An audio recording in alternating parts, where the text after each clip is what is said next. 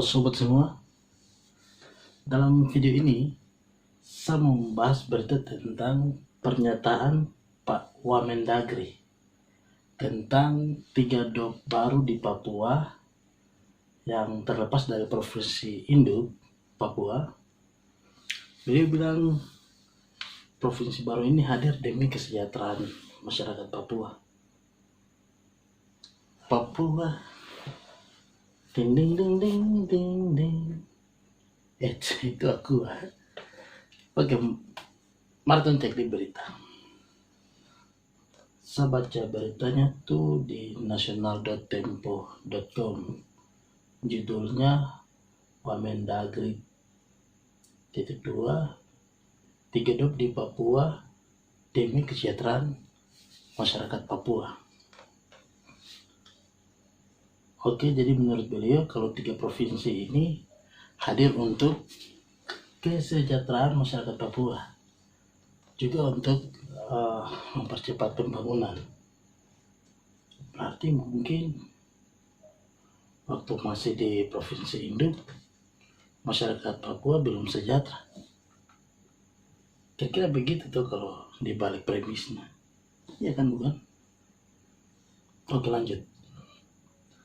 Hal itu juga merupakan bagian dari implementasi Undang-Undang Nomor 2 Tahun 2021 tentang otonomi khusus OTS bagi Provinsi Papua. Ngeri, menarik untuk dibahas. Ada beberapa poin dari pernyataan beliau menurut saya.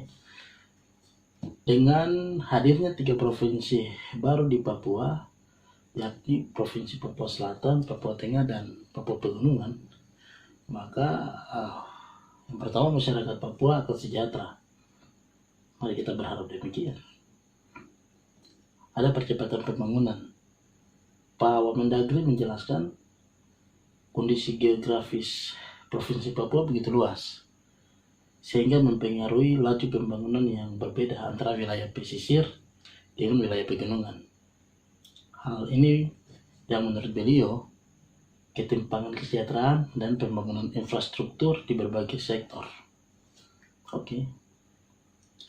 Kemudian juga beliau mengatakan Presiden telah mengeluarkan kebijakan untuk membangun konektivitas jalan di Papua agar tidak ada lagi daerah yang terisolir.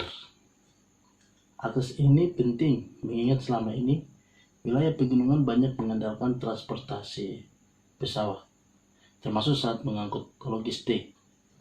Kondisi ini turut berdampak terhadap tingginya harga barang di daerah tersebut. Di sisi lain, beliau bilang kalau usulan pemekaran Papua sebenarnya sudah ada sejak tahun 1999. Dirinya meluruskan anggapan bahwa pemekaran itu merupakan kemauan dari pemerintah pusat. Oh, berarti maksudnya ini pemekaran bukan kemauan pemerintah pusat saja, bahwa ada aspirasi masyarakat. Kemudian juga di berita beliau mengaku sempat menyaksikan langsung Asosiasi Bupati Pegunungan Tengah Papua pada 2019 meminta kepada Presiden agar memetakan wilayah Papua. Langkah ini diyakini dapat membuka akses yang terisolasi di wilayah Pegunungan Tengah Papua. Daerah otonomi baru ini juga akan membawa perubahan yang sangat signifikan. Apalagi di wilayah Pegunungan Papua ini, sekarang sudah punya provinsi tersendiri, ujarnya. Wah, luar biasa ya. Nilai tawar Papua dalam negara. Hanya mungkin kami yang masyarakat awam nih belum memahami tentang konsep kesejahteraan yang ditawarkan pemerintah. Karena hampir setiap isu, tidak semua isu tentang Papua, juga ujung-ujungnya digiring ke solusi kesejahteraan. Kisi-kisinya itu seperti ini. Politik Papua M sama dengan otsus. Otsus sama dengan afirmasi. Itu kekhususan uap di segala bidang, dari penerimaan di perguruan tinggi, tes kerja di PNS, TNI, Polri, sampai BUMN. Oke, kemudian Otsus berakhir, lanjut, lalu diperpanjang, plus dikasih 3 dop dengan tujuan supaya masyarakat Papua sejahtera. Saya mendukung upaya pemerintah dalam memberikan kehidupan yang layak bagi rakyat Papua dalam bingkai NKRI. Tapi yang membuat saya pusing tuh gini, definisi kesejahteraan untuk masyarakat Papua. Yang dimaksud dengan kesejahteraan untuk orang Papua itu apa? Apakah benar orang Papua belum sejahtera?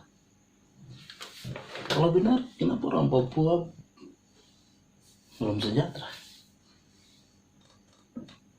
Kan soal-soal ini menurut saya harus diwacanakan.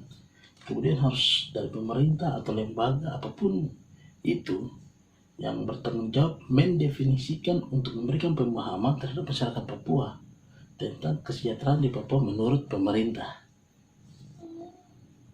Dan mungkin menurut pemerintah orang Papua kan belum sejahtera karena misalnya kampus SDM kurang di berbagai bidang ya.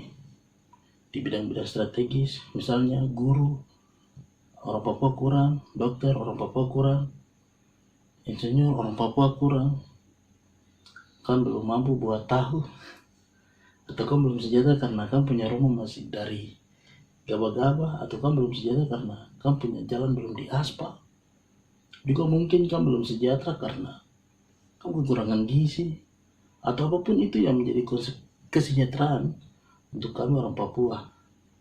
Kamu harus kasih tahu. Dan kemudian isu sejahtera ini dipolitisi dalam konteks Otsus. Karena kesejahteraan itu bukan hanya saja untuk masyarakat Papua. Seolah-olah orang Papua saja yang membutuhkan kesejahteraan. Semua orang di dunia ini ingin sejahtera. Karena menurut saya yang dimaksudkan dengan sejahtera itu segala hal oleh seseorang sudah bisa terpenuhi secara mandiri. Seperti sandang, pangan, papan dari sisi kebutuhan primer, kemudian juga kebutuhan ekonomi, kebutuhan pendidikan maupun kesehatan. Kan soal-soal ini yang harus dimunculkan supaya orang Papua tahu konsep sejahtera yang dimaksudkan pemerintah itu apa. Karena macam segala hal di Papua ini dipolitisi ya. Sehingga mungkin bahwa sebab pelayanan untuk kesejahteraan belum sampai pada masyarakat, maka Dop hadir untuk membawa kesejahteraan berkeadilan bagi masyarakat Papua. Saya mau bilang bahwa Otsus itu lahir karena gejolak politik di Papua. Tapi mohon jangan politisasi Otsus untuk kepentingan segelintir orang. Biarlah Otsus menjadi solusi politik orang Papua dalam negara NKRI. Saya saran kiranya di era Otsus jilid 2 ini bisa melahirkan kekhususan regulasi, keberpihakan hak istimewa dalam politik pesta demokrasi. Bahwa di mana 80% anggota parlemen di semua kabupaten maupun provinsi di Papua harus orang asli Papua, yang mama dan bapaknya adalah orang Papua. Saya kira ini juga yang dimaksud dengan kesejahteraan masyarakat Papua yang berkonsep politik. Karena kelemahan dari demokrasi kami yang minoritas ini, kamu sudah tahu toh, siapa yang belanja sistem bagus pasti dia aman. Jadi harapan tentunya dengan hadirnya 3 dop di Papua bisa membawa kedamaian dan kehidupan dengan kasih sayang di atas tanah ini. Dari Papua untuk Indonesia. Salam Papeda, Papua penuh damai.